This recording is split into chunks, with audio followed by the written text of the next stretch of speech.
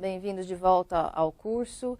Hoje nós vamos trabalhar com mais uma aula da disciplina Educação Especial Inclusiva, Avanços e Desafios. Particularmente, nós vamos tratar de crianças e jovens com necessidades especiais na escola, pensando, refletindo sobre a dialética exclusão e inclusão. Na última aula, vocês discutiram quais são as definições, quem é que se encaixa dentro da definição de criança com necessidades especiais. Particularmente, nós fizemos o recorte das crianças com deficiência, com transtorno e com algum quadro que requer uma necessidade educacional especial para você, professor, trabalhar junto na escola. Mas esse processo a gente tem visto que ele é controverso, como já nós falamos. Ele é tenso, ele é cheio de contradições e com diferentes perspectivas. E aí, resgatando a forma de pensamento do professor Nilson Machado, nós vamos trazer essa ideia para poder pensar o processo de inclusão dentro de uma lógica da complexidade. E pensar dentro da complexidade é entender que existem várias perspectivas, vários atores, instituições, elementos históricos, culturais que se entrelaçam. E a gente poderia abordar vários deles.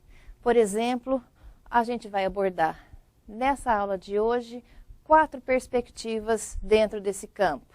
Perspectivas que nem sempre estão em sintonia entre si.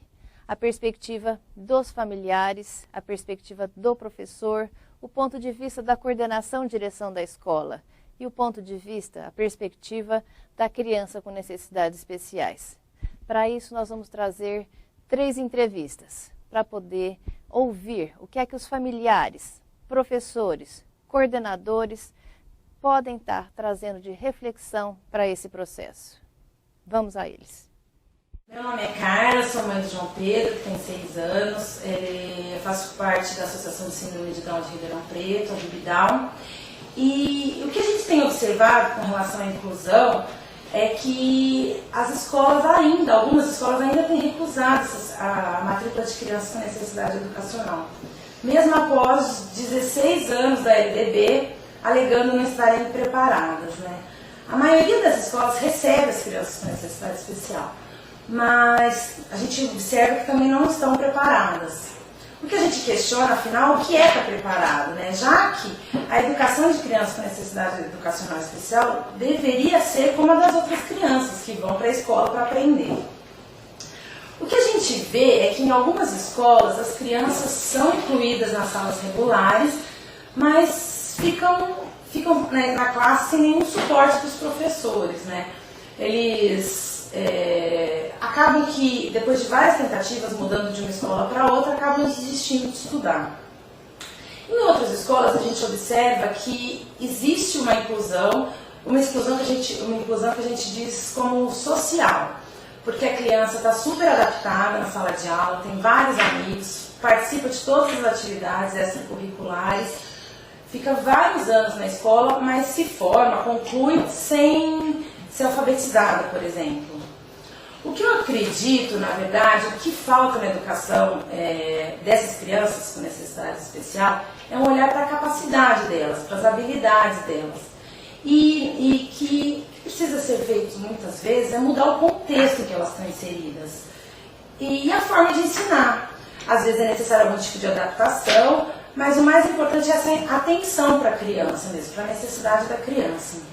Ou seja, cabe ao professor, eu acho, perceber essas necessidades e dificuldades das crianças para pensar em estratégias para atingir seus objetivos.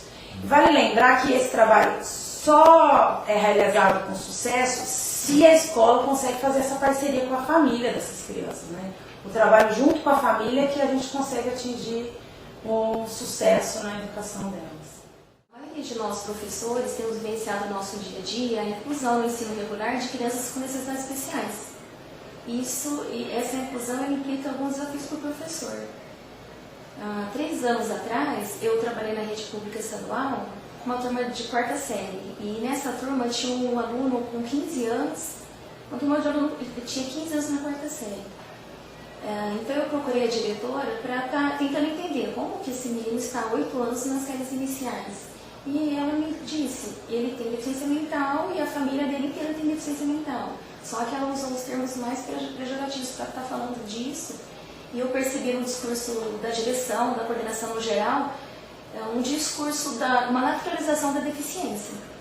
Então eu procurei no registro desse aluno, na secretaria, e eu verifiquei que ele ingressava na escola, se matriculava e logo abandonava a escola por motivos diversos. Depois voltava no ano seguinte. Então, esse início de ano, que eu trabalhei com esse aluno, eu procurei o apoio do professor itinerante, que já conhecia o caso, então, infelizmente, não pôde estar dando maior apoio, maior orientação. Procurei a sala de recurso. A mãe do aluno dizia que ele não podia frequentar em outro período, porque o Vitor não conseguia acordar de manhã.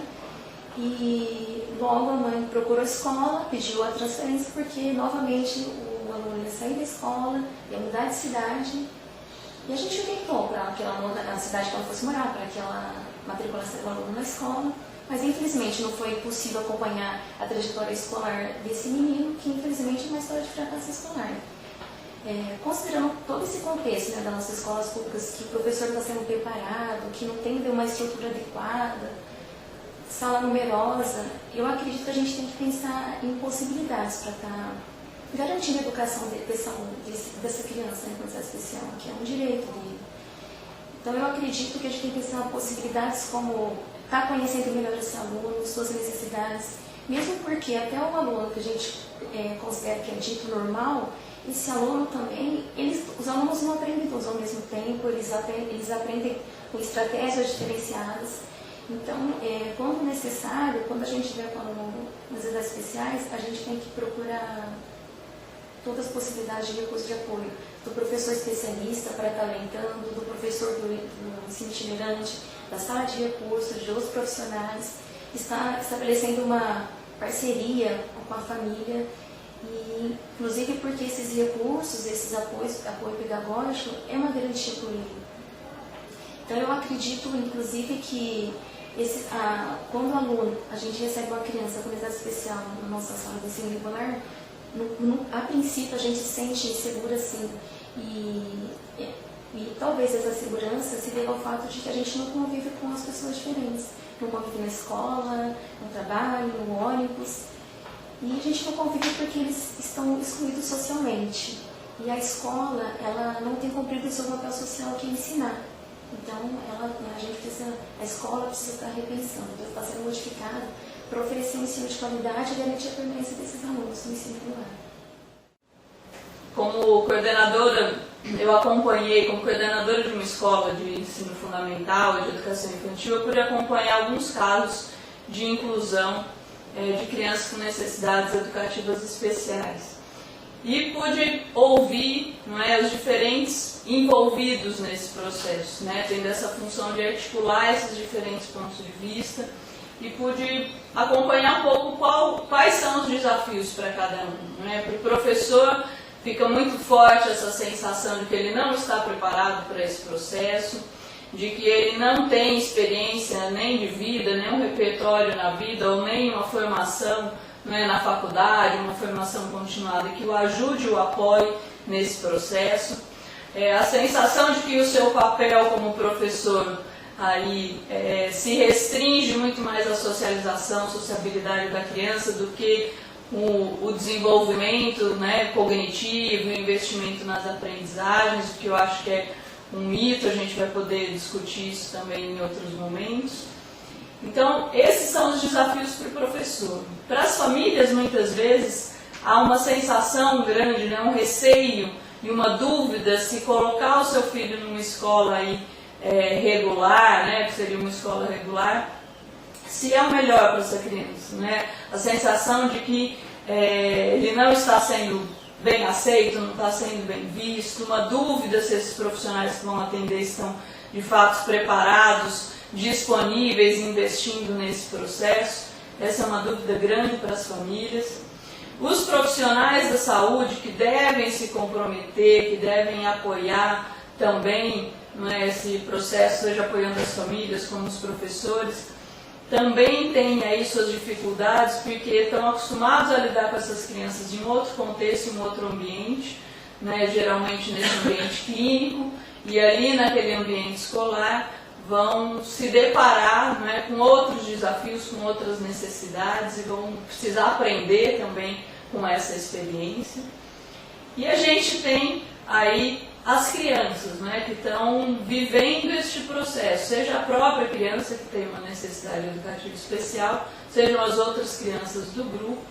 Muitas vezes no processo a gente fala mais do ponto de vista aí dos adultos, dos profissionais, e tem pouco espaço para observar e para ouvir as crianças, né, que estão vivendo ali. E muitas vezes para os adultos o desafio parece que é muito maior e as crianças encontram soluções, têm estratégias para resolver situações de uma maneira mais tranquila, mais simples. E é importante que nesse processo a gente possa ouvir, perceber, observar quais são de fato os desafios que estão postos para as crianças, né, como elas lidam com essas dificuldades e poder apoiar, poder acompanhar de fato, instrumentalizando o grupo, aprendendo acima de tudo. Acho que esse é o grande desafio para todos, é realmente aprender e viver esse processo de uma maneira produtiva e interessante, investindo e apostando que esse é o caminho.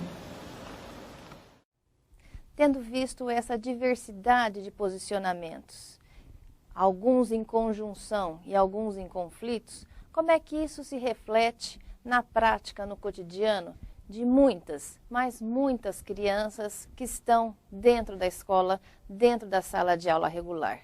Vamos trazer um caso que reflete, espelho do que acontece com muitas crianças aí no campo da escola. Essa é uma criança, se vocês olharem para a menina que está no centro da tela, ela é uma criança que tem paralisia cerebral, ela tem algumas limitações de membros, de pernas e braços, mas é uma criança que tem um cognitivo preservado, ela fala, ela entende, ela tem uma competência social importante. Mas as pessoas, quando veem, muitas vezes, alguém com necessidade especial, alguém que tem alguma deficiência, a deficiência, que é uma parte da vida da criança, ela passa a ser o todo. E essa criança passa a ser vista como inteiramente deficiente. No caso dessa menina, ela estava incluída na escola, ela participava de uma série de atividades, mas ela participava de uma maneira em que ela ficava retraída, retirada para a beirada das atividades mesmo que ocorriam. Nessa imagem, nessa cena que vocês estão vendo, essa criança ela ingressa na sala antes dos outros, enquanto todas as outras crianças, que vocês podem ver do lado esquerdo da tela, elas esperam para que a criança com necessidades especiais entre num ritmo diferente, sente num lugar diferente, é um lugar específico para ela e que inclusive é fora, longe de onde outras crianças estão sentadas. Mais do que isso, a essa criança, que é vista como integralmente deficiente, a ela não é dado voz. Por ela ter problemas motores e ser considerada inteiramente deficiente, a ela não é perguntado o que ela quer, o que ela acha, como é que ela gostaria de participar, e quando ela fala, ela não é ouvida. O que a gente vê nessas situações é uma situação muito triste, porque a criança entrou na escola, faz parte do contexto escolar. No entanto, ela está excluída dentro da escola. E isso é o que a gente tem visto, de um modo geral, nas falas e nas vivências de uma série de professores, famílias e crianças que estão ingressando, pondo seus filhos para participarem da escolaridade regular. Essas crianças entram na escola muitas vezes sem que o próprio professor saiba que vai receber um aluno com necessidade especial. Então é uma classe que é montada com cara de homogênea, sem dar especificidades do alunado que tem ali dentro. E só com o tempo é que essas crianças vão sendo vistas, consideradas, e as suas especificidades vão sendo verificadas, desde questões motoras até questões cognitivas, visuais, auditivas. Só que essa situação, ela tem sido lidada de uma maneira muito difícil pelo corpo escolar, não só do professor, porque não é um problema só do professor, é da escola como um todo. E pelas dificuldades que impõe, essas crianças vão sendo desaparecidas no meio das outras. Elas vão ficando misturadas com as demais, homogeneizadas com as demais, perdendo as suas especificidades, as suas necessidades particulares que teriam que estar sendo atendidas para ela ter uma permanência na escola. Ela vai ficando, então, uma inserção dentro da escola, só que numa situação em que ela está incluída, mas de uma maneira excludente. Ela passa do visível ao invisível. Ela passa de fora da escola, de uma exclusão escolar, para estar dentro da escola de uma maneira excludente. E o que se coloca é como é que fica isso em termos da aprendizagem. Como é que fica para o professor trabalhar com essas crianças que vão sendo tornadas invisíveis e homogeneizadas nas suas diferenças? Como é que faz? O aluno vai sendo visto como um aluno que não tem condições de avançar na escolaridade. É um aluno que passa a ter dificuldade de aprendizagem e é visto como tendo um baixo recurso de ensino-aprendizagem. Mas a gente, dentro do paradigma que a gente começou falando, do Nilson Machado, de considerar a questão dentro da noção de complexidade, a gente tem que passar para mudar o foco do olhar. E aí, para pensar em ensino-aprendizagem, pensando não só as crianças com necessidades especiais, mas pensando o processo de ensino-aprendizagem, a gente não pode mais focar o olhar na criança, a gente não pode focar o problema como vindo desse sujeito que tem alguma diferença, alguma coisa que é considerada como deficiência, e passar a olhar essa criança com suas especificidades na relação com o professor. O foco tem que ser na relação com o professor, eu tenho que saber como é que, junto comigo, dentro de uma classe, nós vamos dar conta do ensino-aprendizagem dessas crianças com necessidades especiais. Então, nós temos que passar a pensar em ensino-aprendizagem, novamente, não só para crianças com necessidades educativas especiais, para poder pensar ensino-aprendizagem dentro da relação professor-aluno, porque é através dessa relação é que se tem reciprocidade, mutualidade, bidirecionalidade, em que um vai estar ajudando a constituir o papel do outro. Evidentemente que a gente tem que ter noção de que o professor não está ali no vácuo, mas ele está junto com o aluno dentro de um contexto escolar, com características específicas, dentro de um momento histórico que vai trazendo questões de educação de formas, inclusive variadas e contraditórias. Como é que a gente lida com isso? E aí, uma das perguntas que tem sido feita, pensando especificamente no professor, nesse momento, nessa aula, é pensar se, dentro desse contexto, em que uma criança com necessidades especiais entra dentro da sala de aula, em que ela passa a fazer parte e que tem as especificidades, como é que o professor lida com ela? Ele trabalha a relação dele com essa criança de uma maneira como ele trabalha com outros alunos, ou essa relação também é diferenciada? As características afetam o processo de ensino-aprendizagem que essa criança vai passar? O que os estudos têm mostrado é que sim, o professor, de um modo geral, tem dificuldades para lidar com a criança com necessidades educativas especiais. Por se dizer não preparado, por ter preconceitos, por se dizer desamparado, desmotivado porque não sabe como fazer a criança avançar em termos da aprendizagem, o professor dirige-se menos a essas crianças, dá menos atenção e quando faz, é muito mais no sentido de uma repreensão, de controlar o comportamento, de fazer algum comentário muitas vezes negativo.